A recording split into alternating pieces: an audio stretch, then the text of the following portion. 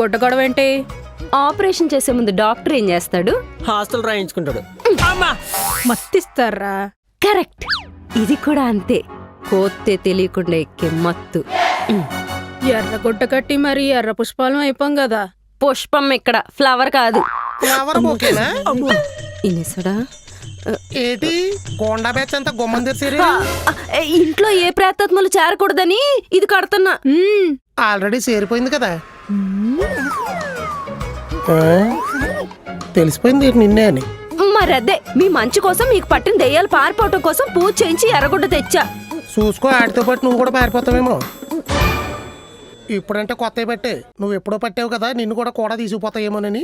చిచ్చి, నాకు పట్టింది అమ్మమ్మ కాబట్టి అర్థం చేసుకుంటది.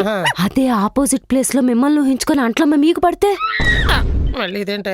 ఇల్లు అరుంధతి సినిమాలో మస్తాన్ బై దెయ్యాల కొంపలా తయారైద్ది. సూకరో బచ్చా సూకరో. అందుకే ఇంటికి ఎర్రగుడ్డ కట్టి ఓ వారం రోజులు ఇంట్లో ఎవరు ఉండకూడదని గుళ్ళో పంతులు గారి గుడ్డిచ్చి చెప్పారు. ఈ వారం రోజులు వచ్చి గుళ్ళో పడుకోమన్నారా? మా మీద పంచులు ఎత్తే సెటర్లే ఎత్తాం, దెయ్యాల మీద ఎత్తే బ్లడ్ వామిటింగ్సే.